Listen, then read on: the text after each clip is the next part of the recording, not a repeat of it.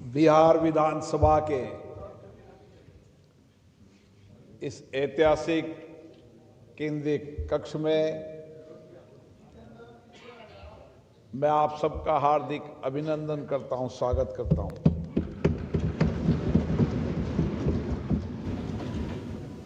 बिहार की ये भूमि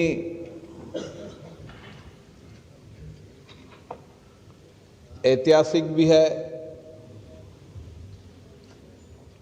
लोकतंत्र की जननी भी है और जिसने लोकतांत्रिक मूल्यों को विस्तार की एक दिशा दी है।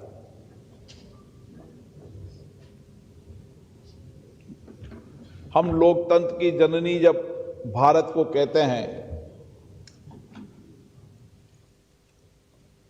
तो इसलिए कहते हैं कि वैशाली के लक्ष्मी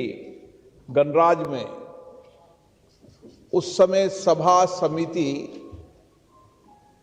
और संवाद, सामूहिक निर्णय प्रक्रिया हजारों वर्ष पूर्व भी भारत में थी और उसकी गवाह ये बिहार की धरती रही है। ये बिहार की धरती इतनी ऐतिहासिक है कि मगध, मौर्य, गुप्त साम्राज्य जैसे साम्राज्य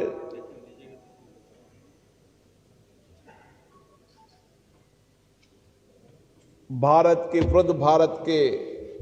नेतृत्व करने वाले सम्राट अशोक और आध्यात्मिक की धरती, बौद्ध की धरती, जैन धर्म की धरती, सिख धर्म की धरती, सनातन धर्म की संस्कृति, इतनी ऐतिहासिक धरती मैं आप सबको लोकतंत्र के सबसे मजबूत स्तंभ विधानसभा में जनता की सेवा करने का अवसर मिला है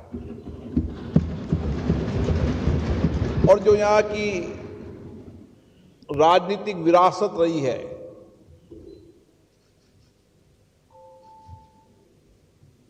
राजनीतिक नेतृत्व रहा है, राजनीतिक चिंतन रहा है, उसने देश में समय समय पर राजनीतिक परिदृश्य में परिवर्तन करने का और कैसे एक सादी जिंदगी जीकर भी बिना पदों के रहते हुए भी समाज में बदलाव कर सकते हैं और कैसे मुख्यमंत्री रहकर सादगीपूर्ण जीवन जीकर कैसे लोकतंत्र के मूल्यों को स्थापित कर सकते हैं, इस विरासत की धरती में आज हम सब यहां बैठे हैं। मुझे आशा है इस संवाद की परंपराओं को हम और अधिक सशक्त करेंगे, मजबूत करेंगे, क्योंकि आज बिहार विधानसभा का स्थापना दिवस भी है और देश और दुनिया को इस लोकतंत्र की विरासत की धरती से एक सशक्त विधायक के रूप में हम लोकतंत्र को कैसे सशक्त कर सकते हैं, उसका मार्गदर्शन भी बिहार विधानसभा करेगी।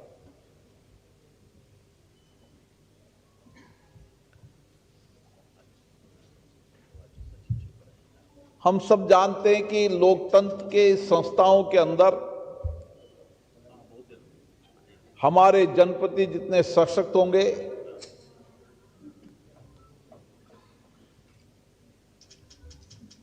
जनता की अपेक्षाएं, आकांक्षाओं को पूरा करते हुए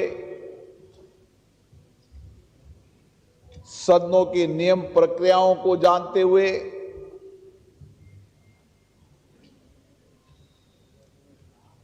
जितनी सार्थकपूर्ण सटीक तरीके से तथ्यों पर हम चर्चा संवाद करेंगे, उतनी सदन की मर्यादा भी बढ़ेगी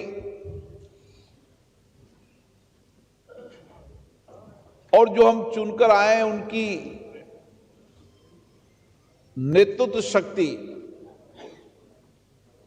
भी राज्य और दुनिया के अंदर बढ़ेगी। इस राज्य की विधानसभाओं का नेतृत्व ही पूरे राज्य में नेतृत्व करता है, पूरे देश में नेतृत्व करता है। इसलिए हम जब कभी सदन के अंदर चर्चा करें, संवाद करें, कानून पर चर्चा करें, तो हमें सदन की नियम परंपराएं,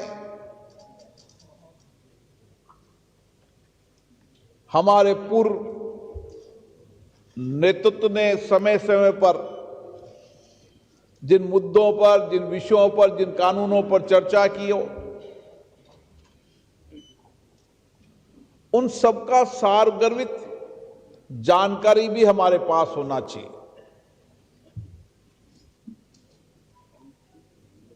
और मेरा मानना है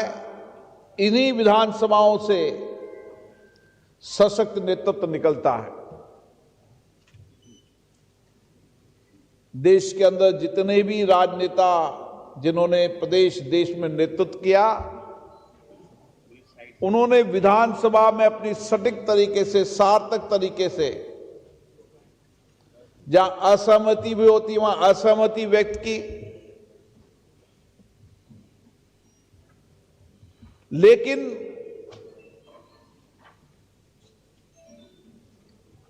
हंगामे, शोर शराबे से नहीं, तर्कों से, शब्दों से अपनी बात को कहकर देश और दुनिया में नेतृत्व किया। और इसीलिए जो विषय आज माननीय अध्यक्ष जी ने रखा, मेरा मानना है कि जिस सभागृह के जनप्रतिनिधि नियम प्रक्रियाओं को जानेंगे, परंपराओं को जानेंगे, संविधान को समझेंगे, जनता की भावना, अपेक्षाओं को समझेंगे, जन सेवा करते हुए कठोर परिश्रम कर केवल अपने विधानसभा के नहीं, सारे राज्य के मुद्दों को सशक्त तरीके से रखेंगे, उतना ही सदन की गरिमा भी बढ़ेगी और नेतृत्व भी सशक्त होगा। और इसके लिए हमारे किरण रिजिजू जी ने, जो संसदीय कार्य मंत्री है, उन्होंने संसद और राज्य की विधानसभाओं को डिजिटाइजेशन करने का काम किया है। अब आपको पूरी राज्य की विधानसभाओं की कार्रवाई, संसद की कार्रवाई एक प्लेटफॉर्म पर, आप डिजिटल संसद के अंदर राज्य विधानसभाएं और संसद की दोनों सदनों की कार्रवाई एक प्लेटफॉर्म पर देख सकते हैं। और हमारे प्रधानमंत्री जी ने जब गुजरात में स्पीकर कॉन्फ्रेंस थी, जब एक विचार दिया था, one nation one legislative platform, और आज सारे राज्य की अधिकतम विधानसभाएं पेपरलेस हो चुकी है। अधिकतर राज्य की विधानसभाओं ने अपनी पुरानी डिबेट, चर्चा, संवाद, कानून, प्रदेश देश के मुद्दों को डिजिटाइजेशन कर दिया है। और कुछ बचा है तो आने वाले समय के अंदर हमारा प्रयास है कि 2026 तक हम सारे राज्य विधानसभाओं की कार्रवाई को डिजिटाइजेशन कर एक प्लेटफॉर्म पर लाएंगे, ताकि जब कभी आपको किसी भी कानून पर चर्चा करनी हो तो प्रदेश में उस कानून पर कब चर्चा हुई थी, संसद में कब उस कानूनों पर चर्चा हुई थी, किस तरीके से हमारे जनप्रतिनिधियों पर उस पर चर्चा की थी, संवाद किया था, कैसे तर्कों से अपनी बात रखी थी, तो सारा का सारा रिसर्च आपको एक प्लेटफॉर्म पर मिलेगा, ताकि आने वाले समय के अंदर हमारे विधायकों की क्षमता बढ़ सके और वह विधानसभाओं के अंदर सटीक और तर्कपूर्ण चर्चा कर सके। और किसी भी सभागृह की सामर्थ्य और ताकत उसका जनप्रतिनिधि होता है। सभागृह के अंदर कितने भी बेहतर कानून बना दो, नियम बना दो, संविधान हो, लेकिन उसकी पालना करने वाला जनप्रतिनिधि कैसा है,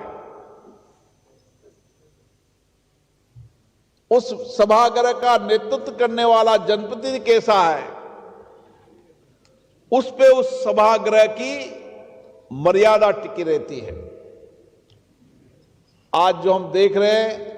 हम सबके लिए चिंता का विषय रहता है कि सभागृह की मर्यादा गिर रही है, प्रतिष्ठा गिर रही है, और इसके लिए हम लगातार चर्चा करते रहते हैं। हम लगातार राजनीतिक दलों से विचार विमर्श करते रहते हैं कि ये सभासद, ये सभागृह में जितनी मर्यादा होगी, ये सभागृह चर्चा के लिए, संवाद के लिए, सहमति असहमति के लिए,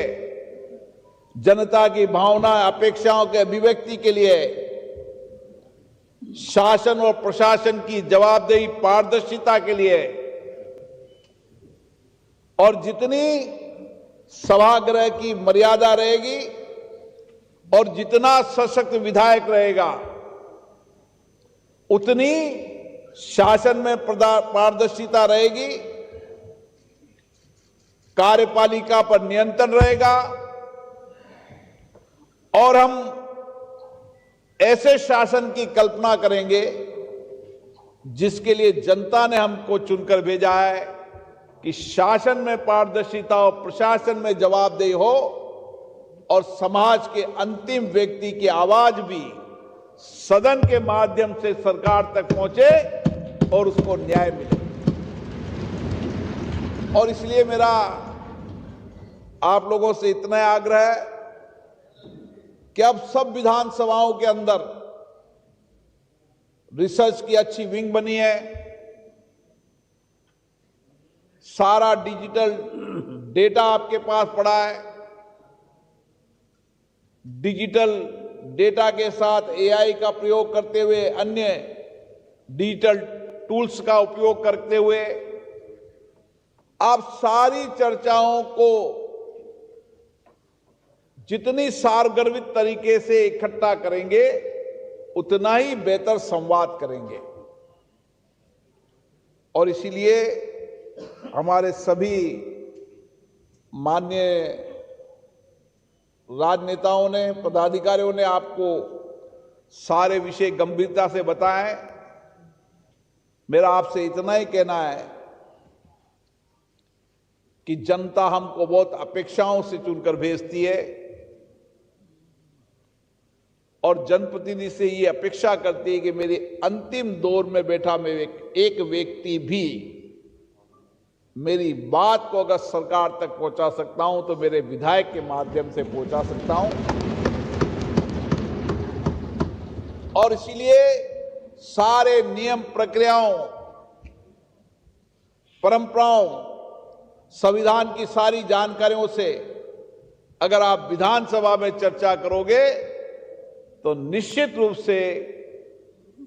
प्रशासन के अंदर, कार्यपालिका के अंदर जवाबदेही, उत्तरदायी भी तय होगा और शासन में पारदर्शिता भी आएगी। मैं पुनः आज के इस कार्यक्रम के लिए यहां के विधानसभा के अध्यक्ष डॉक्टर प्रेम कुमार जी को, विधान परिषद के सभापति अवधेश नारायण जी को, सबको बहुत बहुत शुभकामनाएं देता हूं। और यहां पधारे सभी माननीय मंत्रीगण, विधायकगण, सबको बहुत बहुत शुभकामनाएं, बधाई। निश्चित रूप से जैसी बिहार की विरासत है वैसा ही नेतृत्व बिहार का हो, इसी अपेक्षा के साथ आपको बहुत बहुत धन्यवाद। कोटि कोटि आभार माननीय अध्यक्ष लोकसभा श्री ओम बिरला जी का इस ऐतिहासिक अवसर पर हम सभी को संबोधित करने के लिए, अपने विचारों से अवगत कराने के लिए। आभार सर। और अब मैं धन्यवाद ज्ञापन के लिए सादर अनुरोध करती हूँ